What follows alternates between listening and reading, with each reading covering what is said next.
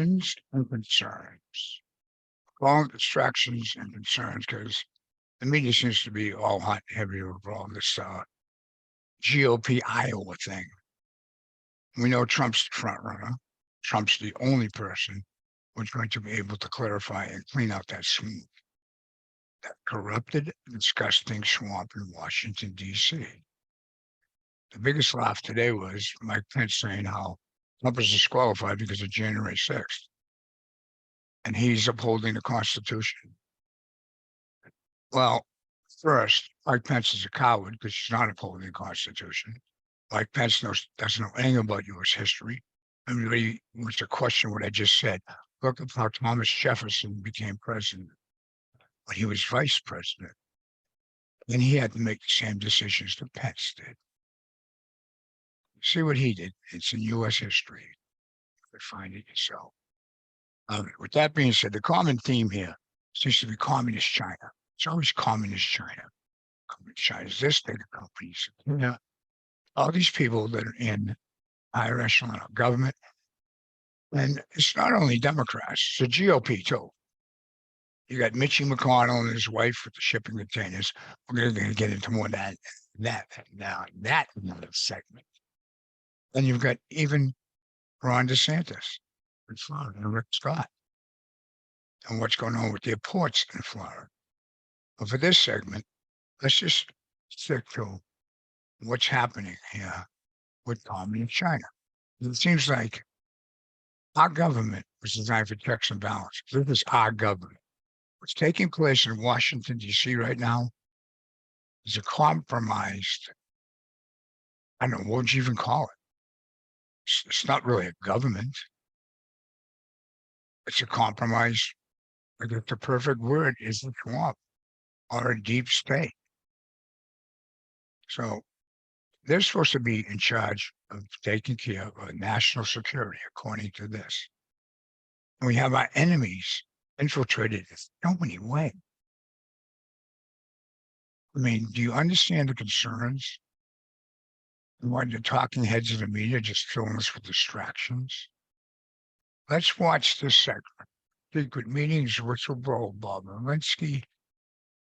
In a related development, news reports suggest that the U.S. intelligence chief made a secret visit to China last month in a bid to thaw relations. Meanwhile, demonstrators marched in New York City to commemorate the 1989 Tiananmen Square protests, in which at least 1,000 demonstrators were killed. Secret trip to China. CIA Director William Burns has made a secret trip to China for the Biden administration. Now, this is the highest level contact between the two countries in quite some time. Let's get right to ABC's Chief Global Affairs anchor, Martha Raddatz. And Martha, what have you learned about Director Burns' trip?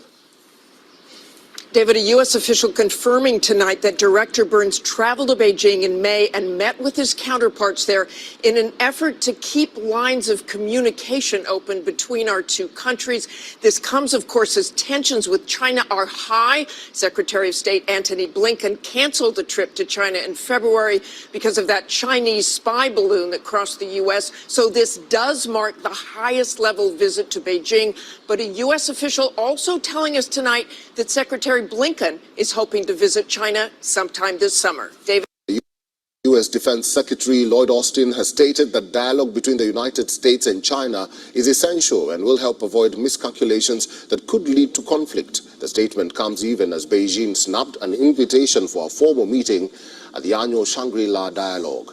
Defense Secretary Austin and his Chinese counterpart Li Shangfu shook hands and briefly spoke for the first time, but the interaction fell short of Pentagon's hopes for a substantive exchange.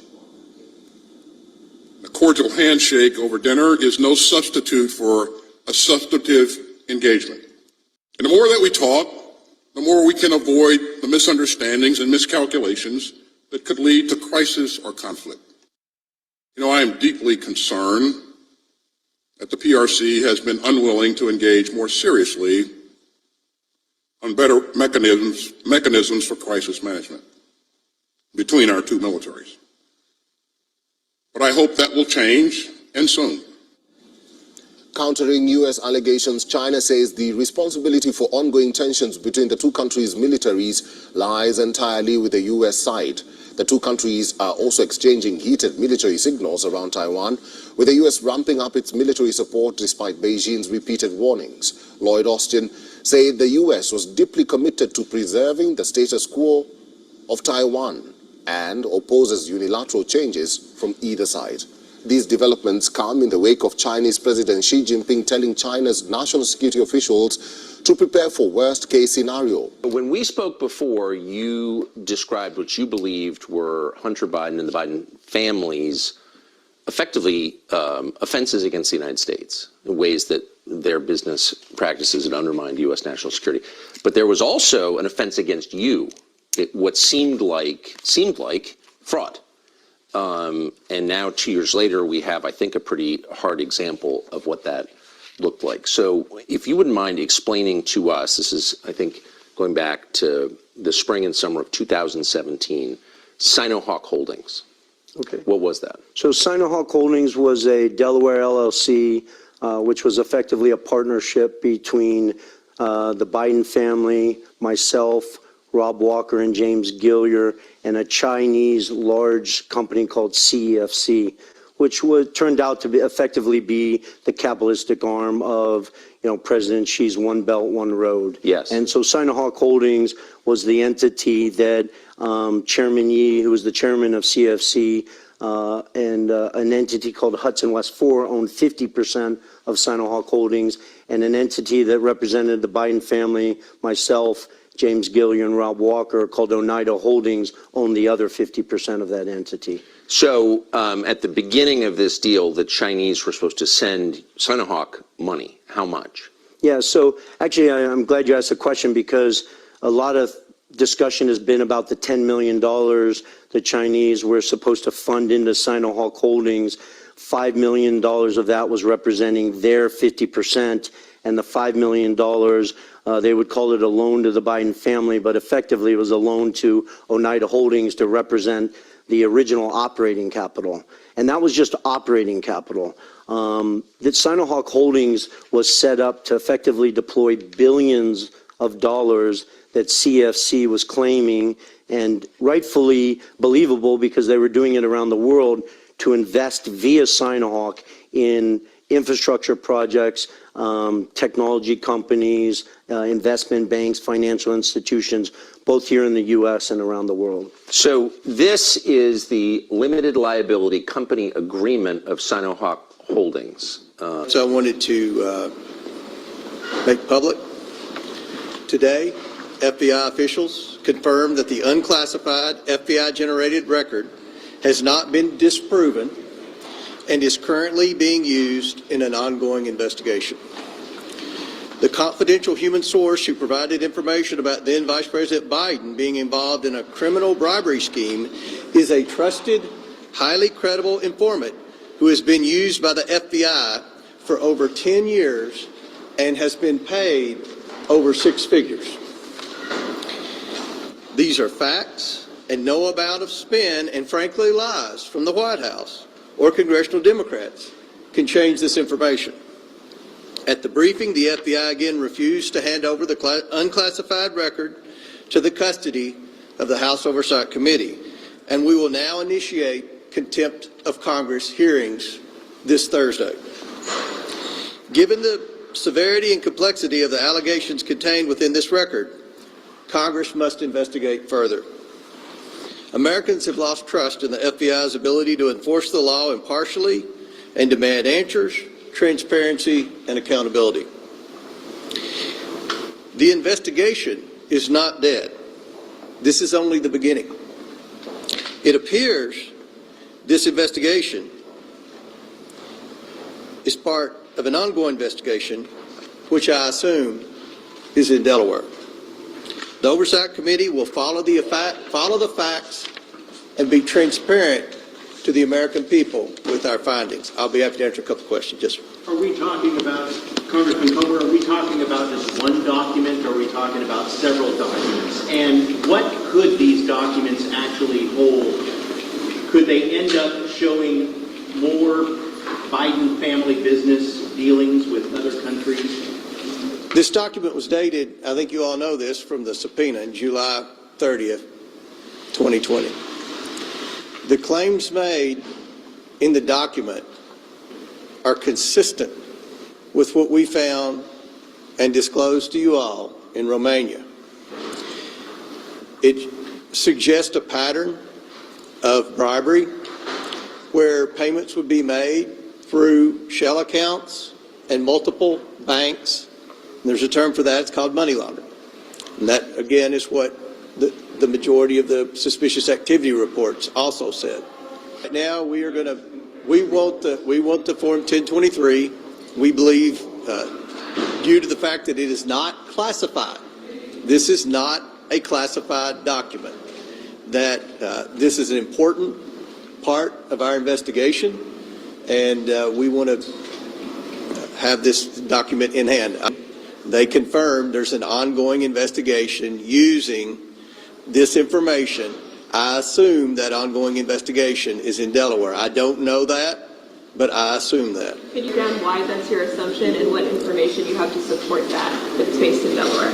I assume it's Delaware. I'll put it like that. Mr. Chair, could Yes. you take notes today? Were you able to take notes in there? I took notes on the unclassified portion, but then there was a classified portion I didn't take notes on. If you want to have follow-up briefings from the FBI on this, again... The ball's in the FBI's court. Thank you all very much. Okay. Now, did you catch that? Did you catch what he said about Delaware? An ongoing investigation. Did you hear what Bobolinsky had to say? All connects. But first, let's go back to what we showed you at the beginning. We put these two pieces together because we need you to understand where the concern comes in. The concern comes in is we know the intel agencies are compromised. If you haven't known that, well, you better start understanding it now. Because many of us have known this for years. And now we have the U.S. military. This one's coming out. Austin's coming out like he's strong and almighty all of a sudden. But the question is the military compromised too? We have good reason to believe it could be. Think about this. This is the same military that's supposed to protect our national security, our Constitution. It's the main purpose why the states united, even though they had disagreements, because it was a dangerous world. They knew it, and they knew that they had to stand together and compromise with each other to defend the newly freed colonies. It's Washington, D.C., and even corporate America was feeding these Chinese companies. Are they helping the Communist Chinese build their Silk Road initiative? I mean, Bob Dolinsky, what he told me there, and he claims to be a proud American of many years of service of his family. If you're a proud American, how could you become involved in a Communist Chinese deal?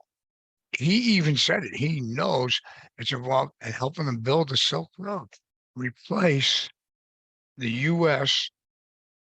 as the most powerful nation in the world. It was created to oppose tyranny. So when I hear all these proud Americans saying, oh, I'm a good American, how can you be if you're selling out your own nation to put money in your pocket?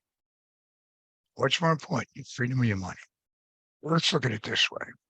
The connection to Delaware is the Communist Chinese bought into this.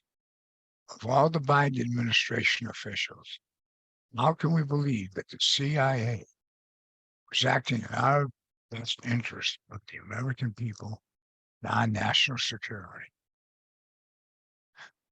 You can answer that question yourself. Just keep watching. If you still haven't made up your mind, we have a war for you. Now, you just heard what Coleman said. Now I want you to hear a little bit more of missing found, Raskin, Barr, and Trump administration. And you try to understand what he's saying. Where is that informant today? Where are these whistleblowers? Well, unfortunately, we can't track down the informant. We're hopeful that the informant is still there. I know you got stuff going on. You're trying to find, the fake informant that now has gone missing. I know you're busy with that. Well, that so-called fake Biden corruption informant has been found, thanks to my next guest. The New York Post's Miranda Devine tracked down Gal Luft, a former Israeli Defense Force colonel, in an undisclosed location and confirmed he is alive and well. Luft was previously in Cyprus, awaiting extradition to the U.S. on arms trafficking charges when he skipped out on bail, claiming he is a victim of a political persecution by the U.S. to protect Joe Biden and his son Hunter and brother Jim. Luft maintains, that he is innocent of all charges, but wouldn't get a fair trial in the U.S. Well, he skipped bail, so nobody knew if he was dead or if he was a fugitive. And I got a message from him just a couple of days ago saying that rumours of his death were greatly exaggerated, and here he was.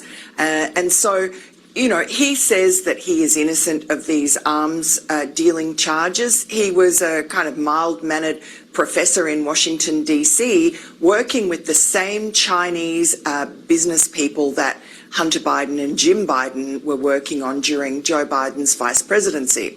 And so he had a sort of ringside seat to that influence peddling operation. And what he says, and it's backed up by some documents, is that in March 2019, he went to Brussels and he offered to be interviewed by the Department of Justice, and 4 FBI agents and 2 DOJ prosecutors from the Southern District of New York flew to Brussels and interviewed him over 2 days, 16 hours, and he told them basically back in 2019 what we discovered the next year with Hunter Biden's laptop, that this Chinese energy company had paid Hunter and Jim Biden millions of dollars, that the money was funneled through a Biden family friend, Rob Walker, and also that Hunter Biden had a mole in the FBI who tipped off the Chinese that they were under indictment. The FBI sent over a high-level delegation to comply with the oversight majority's demand for us to see this document. We saw the document, and the FBI team actually went way beyond showing us the document to explain the historical and prosecutorial and legal context of the document. And from that, what I learned was that Attorney General Barr named Scott Brady, who was the U.S. Attorney for Western Pennsylvania, to head up a group of prosecutors and FBI agents who would look into all of the allegations related to Ukraine. As Attorney General Barr himself put it, we have to take everything coming from Ukraine with a grain of salt. But after Rudy Giuliani surfaced these allegations, this group was appointed, and they looked into the Form 1023, and this group was created in June and spent the summer on it, and as I understand it, in August determined that there was no grounds to escalate from an initial assessment to a preliminary investigation. And the standard for moving from an assessment to a preliminary investigation in FBI prosecutorial protocol is whether there are articulable facts giving rise to suspicion of criminal activity. So they apparently decided there was not, and they called an end to the investigation. Now recall that this is under Attorney General William Barr and his hand-picked prosecutor, Mr. Brady, who was a Trump appointee. They were the ones who decided that there was no grounds further based on what this confidential human source reported from a conversation with another person. They decided there was no grounds to escalate this up the investigative prosecutorial chain.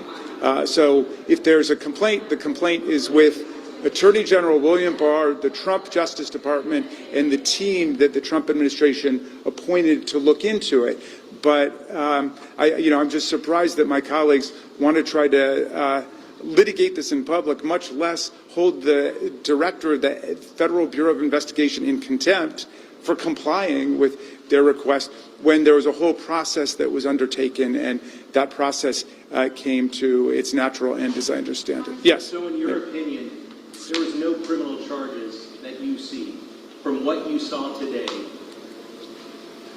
Well, there were not only were there no criminal charges, there was no escalation of the FBI's investigation that was ordered by Scott Brady or by Attorney General William Barr. They all signed off on ending that investigation. So, yeah, remember, what we're talking about here is a confidential human source reporting a conversation with someone else. So we're talking about is secondhand hearsay, and they did whatever investigative due diligence was called for in that assessment period, and they found no reason to escalate it from an assessment to a so-called preliminary investigation, and after that comes a full-blown investigation.